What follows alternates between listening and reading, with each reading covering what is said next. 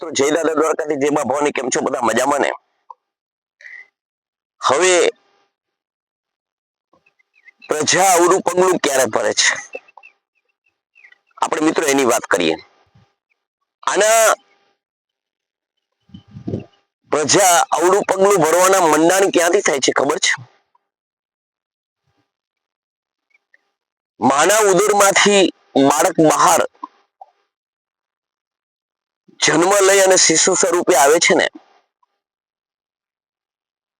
ત્યારથી બાળક સમજે ને ત્યાં સુધીની કેળવણી માતાની હોય છે. મારો લાડુલો છે, મારો દક્કો છે, મારો દીકો છે, આવા વિશેષણો વાપરી વાપરી અને માતા જ્યારે પોતાનું બાળક સમજવા શીખે ત્યાંથી કે શાળાએ જાય ત્યાં સુધીમાં જે એની કેળવણી બાળકની માતાને કરવાની આવે છે ને, એમાં લાડ નહીં પણ ભૂખલાડ કરે છે ને, ત્યારે બાળક અવળા પાટે જવાની શરૂઆત કરે છે.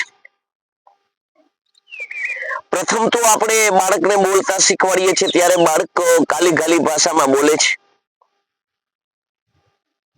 ત્યારે આપણે આપણા સ્વજનો સાથે એને ધીરે ધીરે ઓળખાણ કરે. ડક્કુ અને પપ્પા કહેવાય અને કાકા કહેવાય. ત્યારે બાળક જે બોલાવો એ વાણી દોહરાવે છે. ત્યારે અમુક સમય પછી બાળક હસી મજાક કરે છે ને, ત્યારે બાળક કાકામાંથી કાકલું કીએ, એમાંથી ટકલું કીએ, આવા વિશેષણો વાપરે ને તે આપણે જે બાળક તો બાલ અવસ્થા છે, બાળક તો અબૂધ છે ને કઈ ખબર નથી પડતી, પણ એની સાથે આપણે અબૂધ બની જાય છે ને. આપણે જયારે ખીખી ખીખી કરવા માંડી છે ને, આપણે દાંતમાં કાઢીએ છીએ, ત્યારે એ બાળક છે ને એ ધીરે ધીરે એની જુદી દિશામાં એ પોતે એના વિચારો, એની વાણી એના મગજની અંદર દઢ કરી અને આપણા સંસ્કાર સ્વરૂપે સિંચાય છે. આ બાળક મિત્રો જ્યારે આવું કરતા કરતા પછી સમાજની અંદર જે ભાષા પોતે આપણી ભાષા સમજવા શીખે છે ને, ત્યારે આપણે ગમે તેવું બોલીએ છીએ ને, એ બાળકની મેમરી કેચઅપ કરે છે, બુદ્ધિ કેચઅપ કરે છે, મગજ કેચઅપ કરે છે. ત્યારે આપણે શું ભૂલ કરીએ છીએ કે આપણે અશબ્દો બોલીએ છીએ. ત્યારે બાળક અશબ્દ બોલે ને, ત્યારે આપણે પ્રથમ એવું કેવું જોઈએ કે બેટા એવું ન બોલાય, ખરાબ કહેવાય.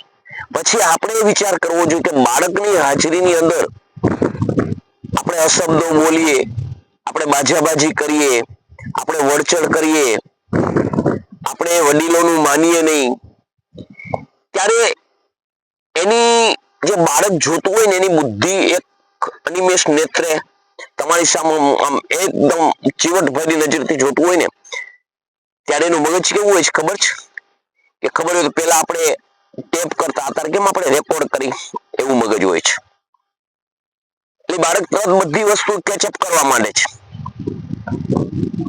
પછી અમુક બાળકની પરિપક્વ સેજ બુદ્ધિ થાય ને, એટલે આપણે સવાલ કરીએ બેટા આમ કરીએ નહીં, આમ ન કરાય, ત્યારે એ સામું આપણને કે તમે કેમ આમ કરો છો, તમે મોટા બાપુ સાથે આવું કેમ કરો છો, તમે કાકા સાથે કેમ કરો છો, તમે બાપુજી સાથે કેમ કરો છો, તમે મમ્મી સાથે કેમ કરો છો. આવું જયારે બાળક બોલે ત્યારે ખાસ ચેતી જવું જોઈએ કે હવે આપણે બાળકની હાજરીમાં કશું એવું નથી બોલવું કે જે બાળકના મનમાં સવાલો ઉત્પન્ન કરે, જેના જવાબ આપણે ન આપી શકીએ. આ સમજાય છે ને મિત્રો? આ બાળક જયારે મારો લાલો જે છે એ ભૂખલાડ આને કહેવાય, અને ભૂખલાડ માંથી જયારે એ ખરાબ થાય છે ને, બાળક પોતે બગડે છે ને, એના કારણો તમને બતાવું છું. અહીંથી શરૂઆત થાય છે. પછી આપણે આવું સતત વાતાવરણ કરી નાખીએ છીએ. બાળકને સમજાવવાનો પ્રયત્ન કરીએ છીએ ને આપણે અવરું કરીએ છીએ, ત્યારે બાળકના મગજમાં દ્રઢ થઈ જાય છે કે મારા બાપુજી છે કે મારા મમ્મી છે આ બધું ખોટું જ કરે છે. આપણે વડીલોને માન આપવું જોઈએ, એવા શબ્દો વાપરીએ. આપણે માતાજીની પૂજા કરી ત્યારે ત્યાં બેસાડી સરસ આવું બેસાડવું જ જોઈએ. પણ તમે જે શિક્ષણ આપો છો, જે તમે એને સંસ્કાર આપો છો, એ ત્યારે જળવાય છે કે એને એ જે સંસ્કાર આપ્યા છે ને એ પ્રમાણે તમારે વર્તવું પડશે, એ તમારે એ રીતે તમારે જીવવું પડશે, એ પ્રમાણે તમારે રીત કરવી પડશે. વડીલોને માન તો જ આપે તમે માન આપતા હોય તો, નહીતર એ કેચેપ જ કરે છે. એટલે બાળક બગડવાનું કારણ આ છે.